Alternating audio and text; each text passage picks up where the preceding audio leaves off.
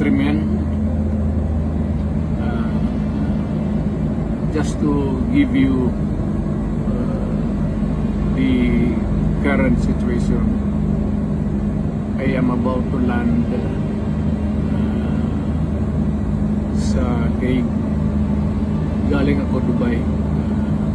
Stopover for it's a long haul, it's a long flight. Okay ako. Do not worry. And I think this is something to do with the law and order noon.